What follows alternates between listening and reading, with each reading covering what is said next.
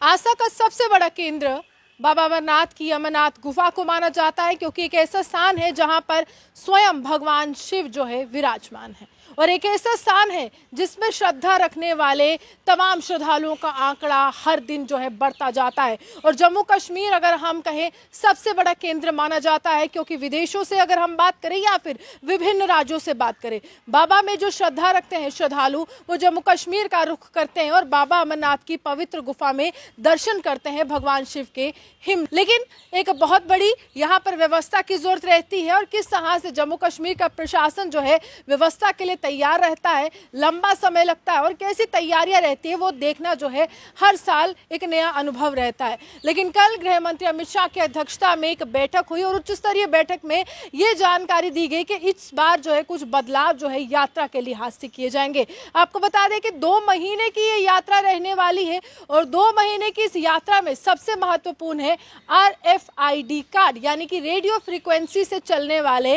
Radio frequency से operate होने वाले आइडेंटिफिकेशन कार्ड। इसका ये एक मतलब है कि वो जो कार्ड जो आपको दिया जाएगा और आपको अपने गले में पहनना है, और अगर आप कहीं गुम हो जाते हैं, अगर आप लोकेशन भूल जाते हैं, आप ट्रैक से भटक जाते हैं, तो RFID कार्ड जो है आपके लिए मददगार सिद्ध साबित होगा। वहीं अगर हम बताएं तो जो लोग कश्मीर से लेकर पवित्र गुफा तक अपने पशुओं को लेकर जाते हैं, चाहे वो घोड़े हो, खच्चर हो, जिसके माध्यम से तमाम लोग यात्रा करते हैं, उनके लिए एक व्यवस्था नई रूप से लाई गई है। और इस बार 50,000 रुपए का इन पशुओं के लिए जो है वो बीमा जारी कर दिया गया है, यानी कि योजना जो है उनके लिए लाई गई है। वहीं 5 लाख का बीमा जो है तमाम श्रद्धालुओं के लिए भी यहाँ पर लाया गया है। अब इससे महत्वपूर्ण बात क्या है, गृह मंत्री अमित शाह ने उपराज्यपाल मनोज सिन्हा से पूछा, वो विभिन्न जो अधिकारी हैं उनसे पूछा कि व्यवस्था के क्या इंतजाम है, क्योंकि ऑक्सीजन लेवल काफ़ी ज़्यादा लो होता है, काफ़ी कम होता है। तो यहाँ पर ये व्यवस्था चलाई जाएगी कि ऑक्सीजन की मात्रा जो है वो पर्याप्त हो,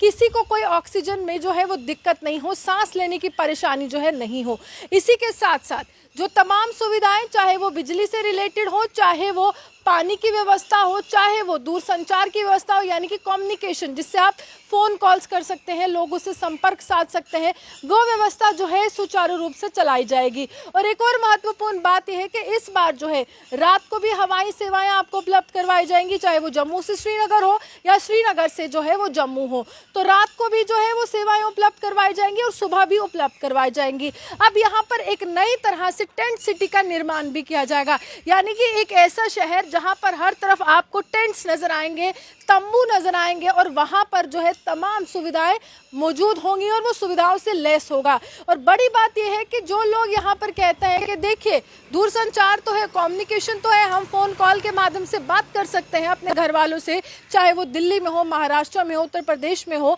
लेकिन यहाँ पर इंटरनेट फैसिलिटी उस तरह की नहीं है। तो यहाँ पर इस बार खास तौर से जो है वाईफाई जो जोन्स है वो स्थापित करने की बात की जा रही है। वाईफाई के माध्यम से आप हॉटस्पॉट ले सकते हैं और उसी के माध्यम से आप इंटरनेट की सुविधा का भी लाभ ले सकते हैं। इसके बाद स्वास्थ्य सेवाओं के रिलेटेड अगर मैं बताऊं तो स्वास्थ्य सेवाएं यहाँ पर तमाम पैरामेडिकल स्टाफ हो या फिर डॉक्टर्स हो, उनको कहा है कि आप जो है सतर्क रहिए। दवाइयों की पूरी व्यवस्था बनाने की यहाँ पर बात की गई है कि तमाम जो जरूरी दवाइयाँ हैं वो मौजूद रहनी चाहिए। सुरक्षा के लिहाज से जो अतिरिक्त कंपनियां हैं वो यहाँ पर तैनात कर दी जाएंगी और सुरक्षा बल जो है पैनी नजर पूरे यात्रा मार्ग पर रखेंगे। और यात्रा मार्ग को सुरक्षा के लिहाज से काफी ज्यादा महत्वपूर्ण भी माना जाता है। और वहीं अगर हम कहें तमाम सुविधाएं प्रदान करने की यहाँ पर बात की जा रही है। एयर एम्बुलेंस जो खास तौर पर कुछ लोग बीमार हो जाते हैं ऑक्सीजन की कमी के कारण, तो उनको उसी समय जो है उपचार की जरूरत होती है, तो उनके लिए एयर एम्बुलेंस की सुविधा जो है यहाँ पर उपलब्ध करवाई जा रही है।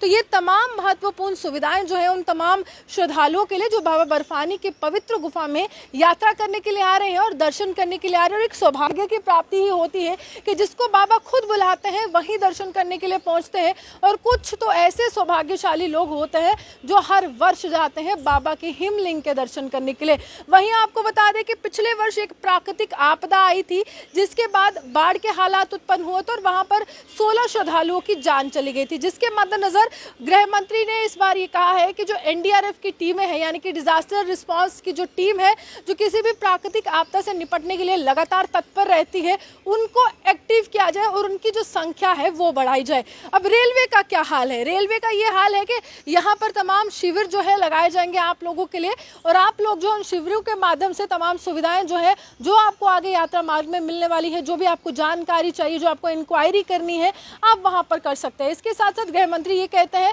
कि रेलवे में अतिरिक्त ट्रेनों का भी प्रावधान होना चाहिए। ज्यादा से ज्यादा संख्या में श्रद्धालु बाबा की पवित्र गुफा के दर्शन करने के लिए आए। ये एक बहुत महत्वपूर्ण बात यहाँ पर की गई है कि कोई भी व्यक्ति उसके मन में ये मंशा ना रहे कि देखिए इस बार मैं बाबा के दर्शन नहीं कर पाया। पिछली बार का आंकड़ा 3 लाख था, इस बार का आंकड़ा 5 लाख के ऊपर जाने वाला है। और ये महत्वपूर्ण बात है, उस तमाम बातों का जिक्र जो है यहाँ पर बैठक में किया गया है गृह मंत्री के द्वारा। और गृह मंत्री ने ये निर्देश दिए हैं कि कोई भी सुविधा का अभाव नहीं हो, हर एक तरीके से लोगों को सुविधाएं यहाँ पर प्रदान की जाए, क्योंकि उनकी यात्रा जो है यादगार रहनी चाहिए। और हम भी यही उम्मीद करेंगे कि अगर आप बाबा बर्फानी की पवित्र गुफा की यात्रा करने के लिए आ रहे हैं, हम तमाम सुविधाओं का लाभ उठाएंगे और आपकी यात्रा जो है वो मंगलमय रहे।